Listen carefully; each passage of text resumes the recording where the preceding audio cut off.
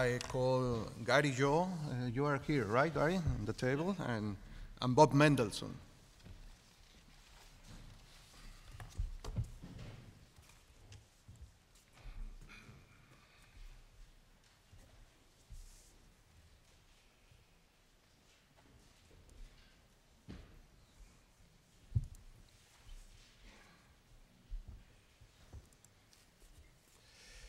Okay, thank you very much. It's a real honor to be here, and it's a pleasure to be invited to continue the conversation on the Stern Review. It's turned into a little bit of a full employment act for economists who know a little bit about climate, and it's likely to continue that way for quite a while. I've been asked to think a little bit about the stabilization, think about the mitigation side of the review, and as I do, I want to start by identifying Richard Toll as a collaborator and co-author in an awful lot of what I've put together over the last couple of 3 or 4 months in response to the Stern Review, and I think that Richard and I would both say that we've learned an enormous amount about what we think about this problem by trying to work through what we saw in the Stern Review. My task then is to consider the mitigation side, but I'd like to do it in light of the most recent science, in light of what can and cannot be gleaned from the review in terms of the net benefits, cast in what might best serve decision makers who face the question of what to do over the near term. That's what Sir Nicholas was just focusing our attention on. And what I'm going to try to suggest is that it might be good to get them out of the burden of solving the climate problem. That's just not going to happen. We're not going to set policy in 2007 for the entire century or to 2500 or whatever.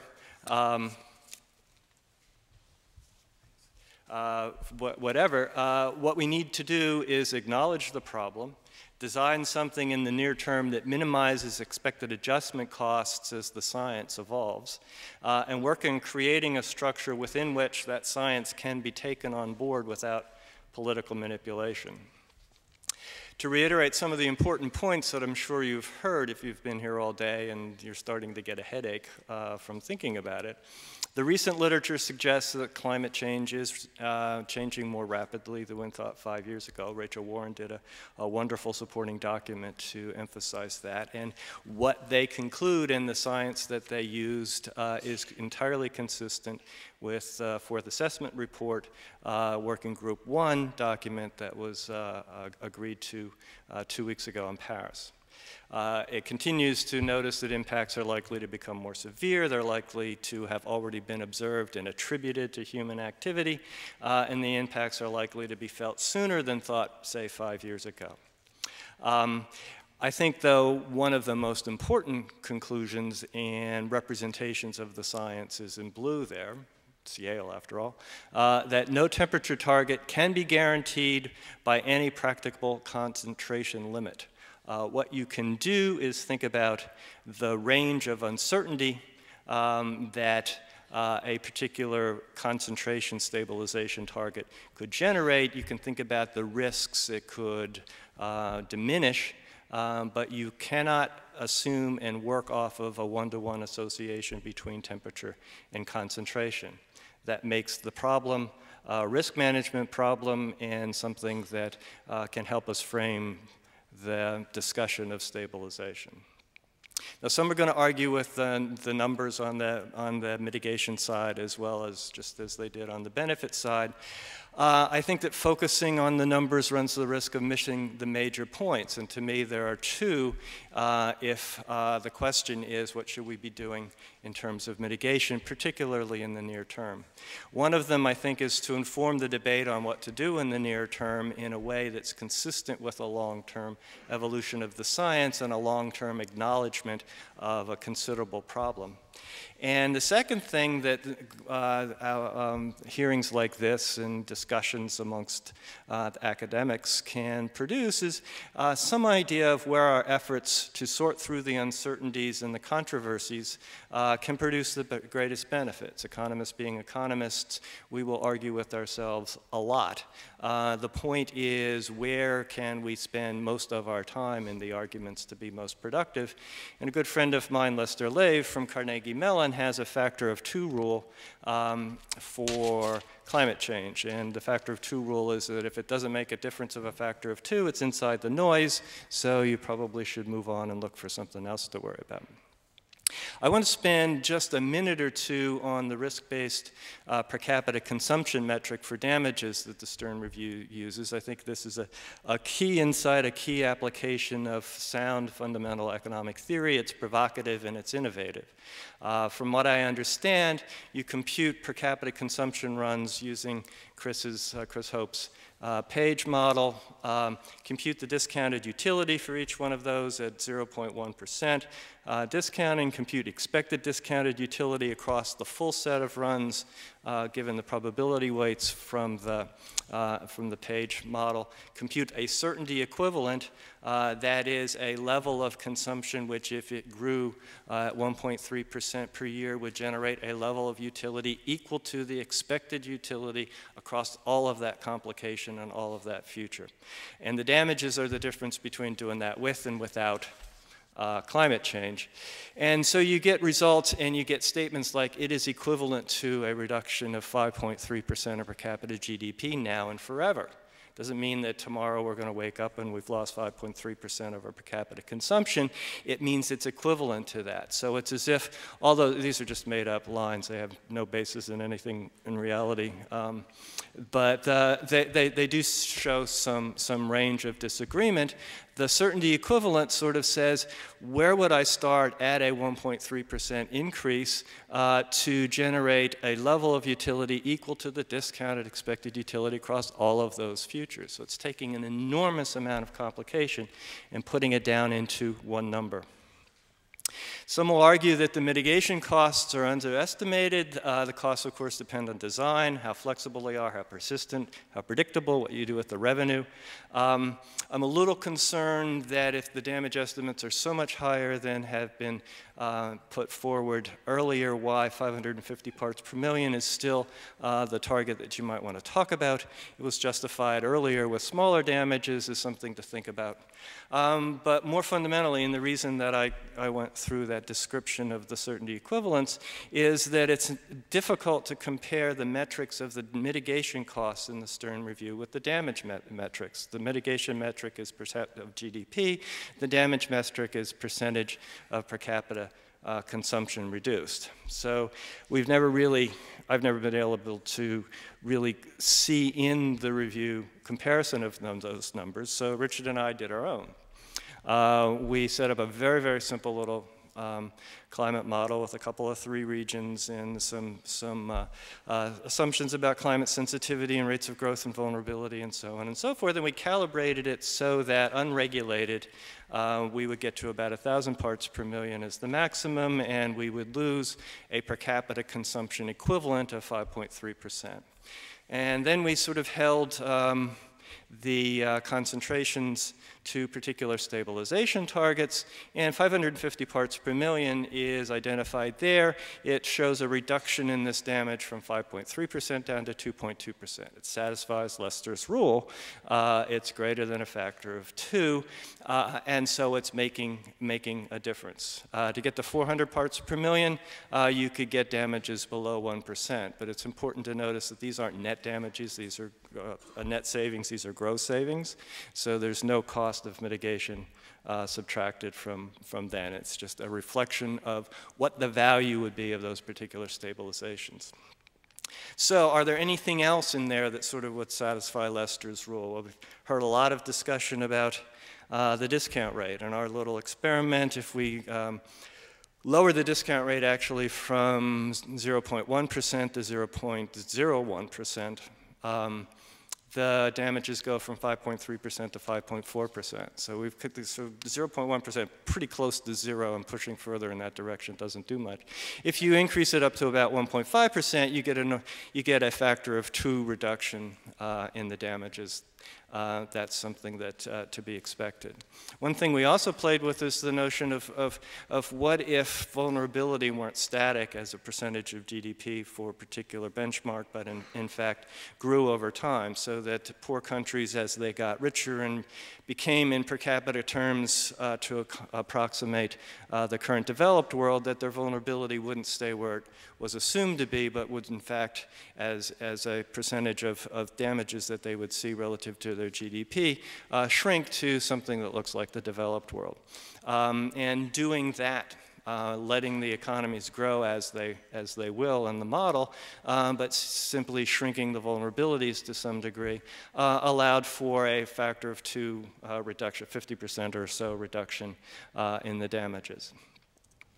The review, though, in terms of this near-term policy discussion, I think provides enough information to make an economic case for immediate action without relying on all of this argument and trying to sort through the argument. I think that, as Sir Nicholas has suggested, you can identify risks. Pick something that you think is dangerous, translate that into a temperature target, and then examine the effects of mitigation, concentration thresholds, targets, on the likelihood of crossing those particular temperature thresholds of dangerous. This is my favorite picture in the whole review. This summarizes just about everything that you could think of. In the red arrows, there's a list of possible events that you might think is dangerous in the temperature triggers. If you then say, well, I agree with the EU, 2 degrees is a good target, that means that 550 parts per million would still leave you a 70 or 80% chance of going over that. 400 parts per million would still leave you with a 30% chance. You thought 3 degrees was a better target, 550 parts per million would make that a coin toss. 400 parts per million would make it up in the 5th percentile. I think that's the sort of calculation and things that you can think about. And once you have a concentration target in mind, then simple economics of the hoteling rule applies. To first approximation, a concentration target is a cumulative emissions constraint. So it becomes an exhaustible resource problem. You set a scarcity rent, let it go up at the rate of interest, and that's how you minimize the cost or maximize the value of that particular resource. So we know what to do. The short-term response might acknowledge the climate risk in the context of a long-term problem, but needs to think about the political tractability in the near term. And from people that I've talked to, $30 a ton of CO2 or $100 a ton of carbon seems like sort of a magic number. It's a number where electricity power plants might switch from coal to natural gas. It's a number where carbon sequestration might become economic. And it strikes me that in 2007, the price of carbon doesn't have to be at $30 a ton. If it's going to go up at the rate of interest in a predictable and persistent way, what you need to do is arrange it so the present value calculations of the private sector investors using private sector discount rates, interest rates, so no longer subject to all of the controversy about what to do for 200 or 300 years, will find it in their best interest to make the less carbon intensive decisions. So also the notion would be that if you started a little bit lower, if you look at Senator Bingham's bill and started at $7 a ton of CO2 instead of, say, at $15 a ton of CO2, it reduces political opposition, and it factors in the likelihood that the adjustment to the long-term perspective would be a ratcheting up in 2020, 2025. Investors are smart. They'll see that coming. They'll factor that into the calculations themselves. I think that the fundamental notion is to try to figure out ways to avoid enormous locked-in investments that would commit economies of the world to high carbon intensity means of production and transportation for decades. 40, 50, 60 years at a time, and also to create incentives to sort of be the first mover. Gore's movie did stop short of saying anything about costs. He said it was an opportunity. The opportunity is in a persistible, predictive policy environment to get there first and make some money out of it. On adaptation, I think there's one critical point to be made in summary. Adaptation to climate will be required. Even if we shut down emissions tomorrow of all greenhouse gases, we would be committed to almost another half a degree of warming over the next 50 to 100 years. But human systems will adapt to climate policy as well as adapt to climate change. So that if the notion is that we have overestimated damages because we have underestimated the ability of communities and systems to adapt, then parallel reasoning suggests that we may have overestimated the cost of mitigation because we've underestimated the ability of systems to adapt to the policy. I want to thank Sir Nicholas and his team for having the courage to take on this enormous challenge and for coming here and continuing the debate, for teaching me so much about all of this, and thank Yale for letting me to continue to participate in these discussions.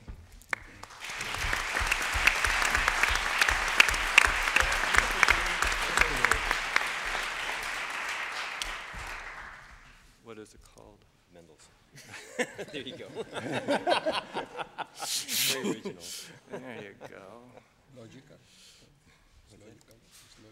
Well, hit the down. Well, I want to thank Sir Stern for coming.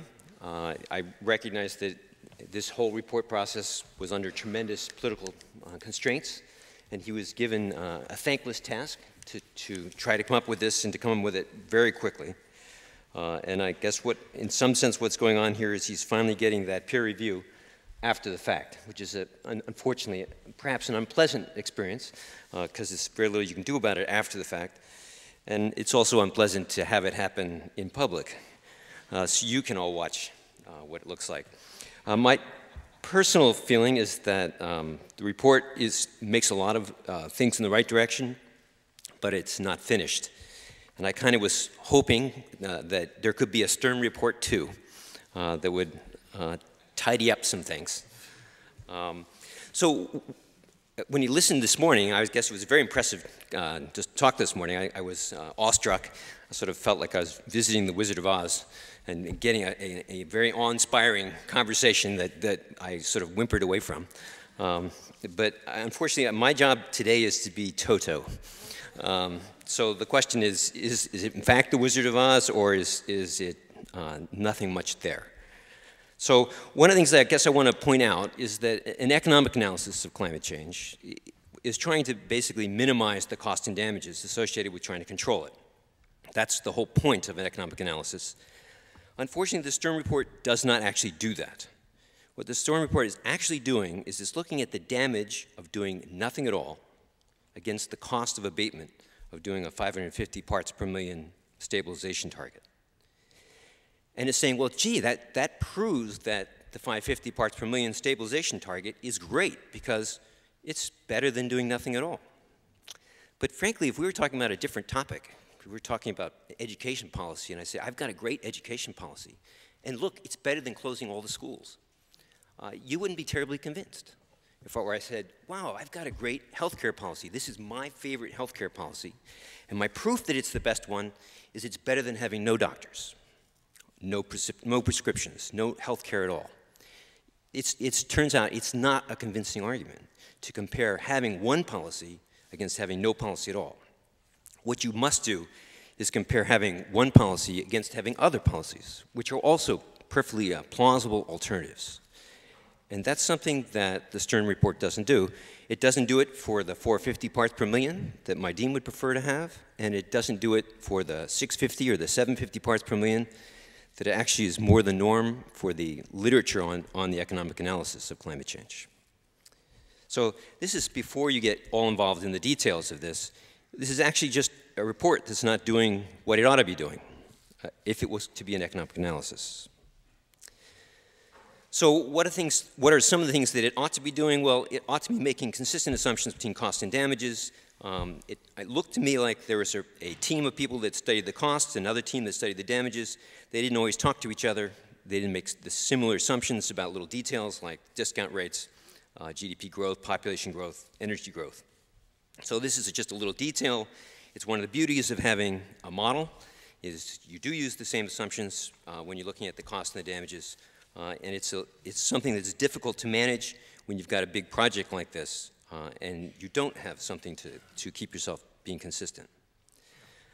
And but the most important thing is that the report has got to evaluate alternative stabilization targets. That it's got to evaluate targets which fall everywhere from 450 to 850 or perhaps 950. Realistic targets that do involve making abatement activities. They're all involving abatement activities, but they range from doing very strong abatement actions to doing what's much more moderate. And this is kind of very important because one of the most important things that this report's trying to say is that we ought to be doing things strong and fast and hard today, when virtually all the economic analysis says we should be doing things today. The current US policy is not appropriate. Doing nothing is not what any economist here would actually recommend on this panel. But what it does say, we should start moderately and get much more strenuous over time. So in this regard, I strongly support the insights that Professor Nordhaus was sharing with you earlier, that it's true that we want to do abatement, but do we want to do it right now, or do we want to do strong abatement in the future and start with a much more moderate policy? So the literature currently suggests that we should start moderately and get tougher in the future. Now, how could you get this different result that we should actually be doing something right now? Well, let's go on. You'd have to make some kinds of statements about why having a lower stabilization target is in fact a better idea. So one of the things that's true about stabilization targets is that was pointed out earlier, is the lower the stabilization target, the more emissions abatement has to be done right away. And so if you pick a higher stabilization target, one of the things that it allows you to do is it allows you to do a little bit of abatement today and then a lot more in the future. It gives you more time to choose your abatement path. So here's some examples of different abatement paths. These aren't exactly precise. They're trying to get a qualitative idea across. And that is that if you're going to do a 550 parts per million abatement strategy, the idea is that you're going to deviate from a business as usual strategy quite early. And you're going to have to do abatement immediately. And that's a result of their analysis. But if you start to look at higher and higher stabilization paths, it turns out that you can be closer and closer to business as usual in the near term. It's just in the future you have to deviate from business as usual. So the level of the stabilization path is very important in terms of determining how early do you have to actually act. So one of the questions is then why do we need 550 and not 750? Well, if we looked at that earlier argument, the economic literature is kind of saying, well, you don't really want 550. If you look at 550, the cost of abatement, because it turns out it's very difficult to actually abate carbon, the cost of abatement exceeded the benefits. And so economists before thought a 550 path was a little too aggressive. And so they were arguing for something, a higher stabilization rate than that, a 650 or a 750. But in this report, they're arguing for a 550. And so one of the things you might want to think about is, well, what are all the assumptions that this report does that weren't done before that lead them to this conclusion? So one of the things that I personally have studied a great deal is this question about what about damages? Well, one of the things that the report assumes is that market damages will be 5% of GDP. Now, when we think of 5% of GDP, we're often thinking about today's GDP. But what they're thinking about is actually the GDP in 2200. So they're talking about market damages, normal market damages, which are around $60 trillion a year. Now, why is that remarkable? Because if we actually look at the micro studies that we've tried to do of the sensitivity of market damages, that number is probably closer to 600 billion. That is, it's 1/100th of that number. So 60 trillion is a huge number to assume. They're also thinking that non-market damages are going to be $60 trillion a year, every year. That's a huge number. At the moment, we're having trouble identifying non-market damages that exist. So that trying to put a number of $60 trillion on the kinds of things that are even possible, right at the moment we have no way to get to that kind of a number. severe storm damages, things like hurricanes. Again, the report assumes there'll be $60 trillion every year.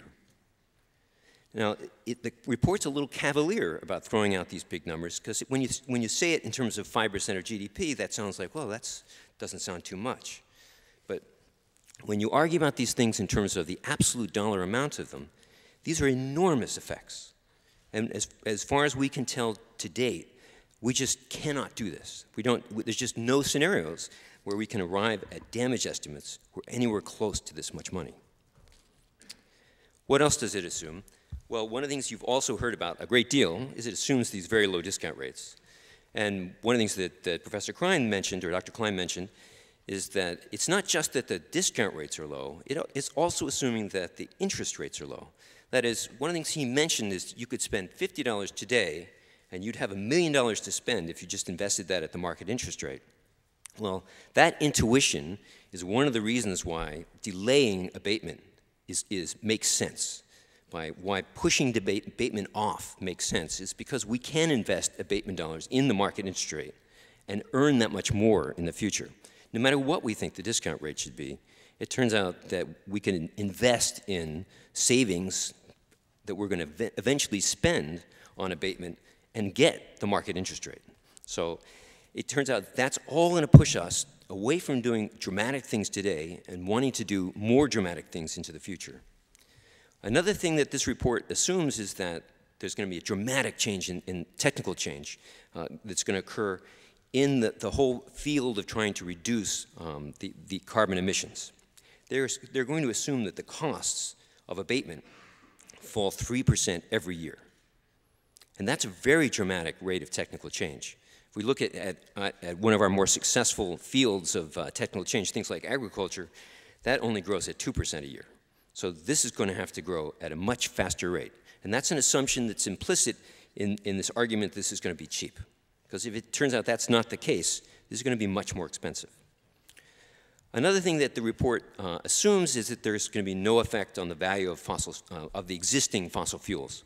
And one of the reasons it can get away with that is if it assumes that, in fact, we can get carbon storage and still burn all the coal and oil that we've got at hand. But if it turns out that we can't actually extract carbon from the atmosphere and store it in the ground, then in order to cut carbon emissions, we're basically not going to burn coal. We're going to leave it in the ground. And that's kind of an enormous effect on the value of the stocks of fossil fuels. That's a cost that's not counted in this report. The report assumes, when it looks at the costs, how much it's going to cost us worldwide, that we're going to have an efficient allocation of abatement. And that means that the entire globe has got to participate in this abatement project and do it efficiently. So the efficiency of a global program is going to be very important to keeping the cost low. If we don't do it efficiently, it's going to be very expensive. And finally, the report assumes that deforestation is going to be cheap to control. Despite the fact that deforestation is occurring globally and is largely in the hands of lots of local people that are very difficult to control, it might very well be that deforestation issues are going to actually turn out to be a lot more expensive than we think. And then finally, there's a bunch of environmental assumptions that are kind of hidden in the report because the report doesn't go into the great detail about them. But if you look at some of the papers that are behind the report as to what kind of mitigation can we do to actually reduce carbon, well, they have very large environmental impacts, or at least they might. One thing that we've said we will do is bring in a lot of renewable crops. Well, it turns out they're assuming that they're going to have 500 million hectares of renewable crops. That's a huge fraction of the amount of arable land in the world. So that's going to have a dramatic effect on agriculture and feeding people. So this is an example of an abatement program that actually might cause dramatic hunger. So what else is there? They're assuming there'll be a doubling of nuclear power plants. There's a question, well, is that going to be something that, for example, America would be really excited about? We haven't built a nuclear power plant in, I think, 25 years. Would you be excited about to know that this report assumes we'll have twice as many as we have now? What else does the report assume? It assumes that we're going to have to dam a lot more rivers, basically dam the remaining free-flowing rivers. That too has environmental impacts. it assumes that we're not going to have problems storing carbon, that we're going to take carbon out of smokestacks and store them. If it turns out that those programs fail, that's a whole bunch of new sources of carbon to cause new disasters in the future. So this is an abatement program that has a potentially disastrous environmental consequence for the very reasons that the abatement program exists.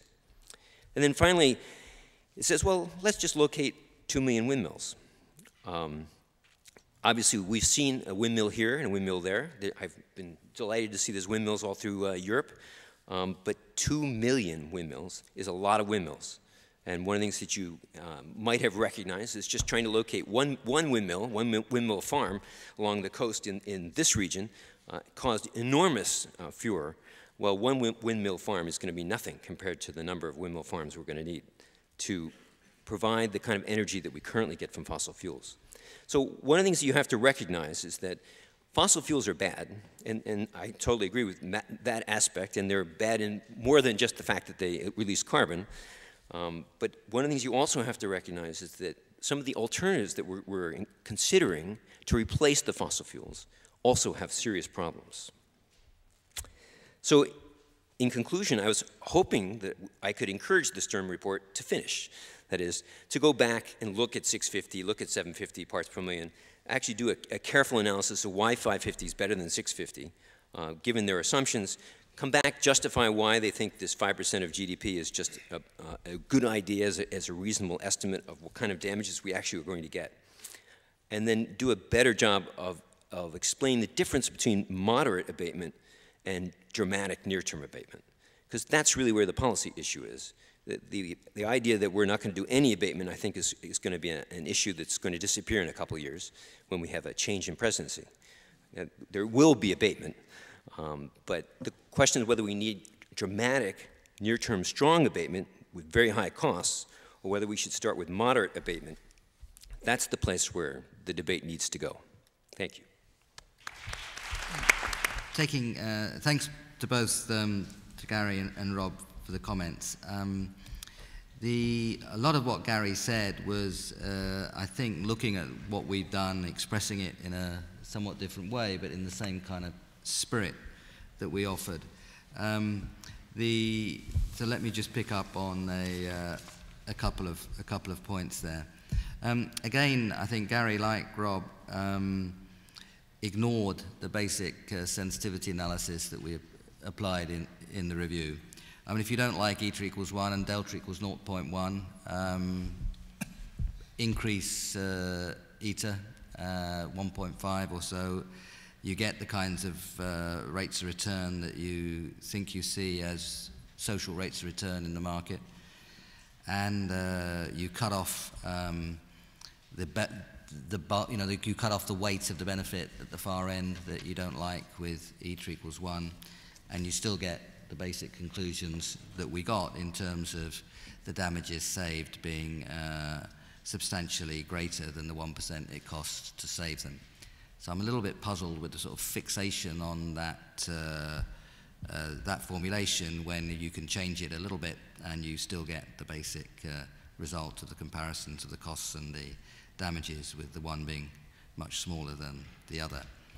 On comparing GDP and consumption, there it seems to me I don't think that there's such a big problem, because when we looked at the cost side, the costs in terms of 1% of GDP, that's just like a price index.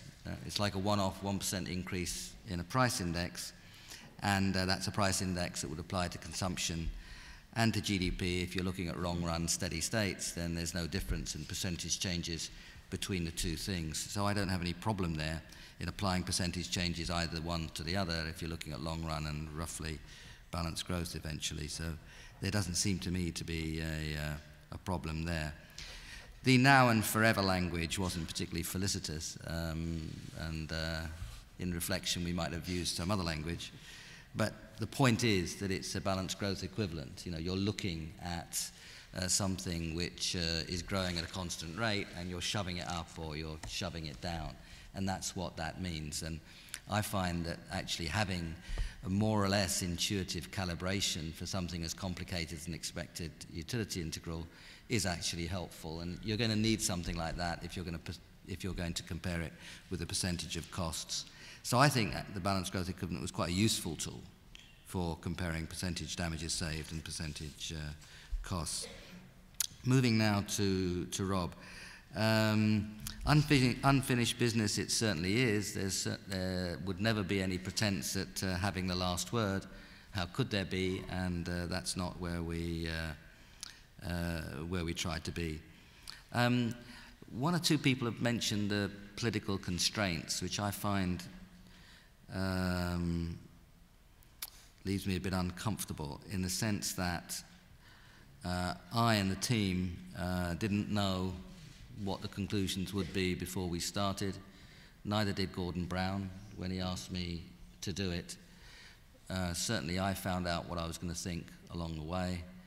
The Chancellor read it towards the end and had a think, and that was the process. I didn't feel under any political constraints. I had a home to go to, the London School of Economics, where I am now going to go. I could have gone halfway through last year if I'd wanted to be. It would have been fine with me. Sounded like a rather good idea at times. But the point is, I didn't feel under any particular pressures. Those of you from outside who think you know what sort of political pressures I was under, I puzzled how you worked that out. You knew something I didn't know.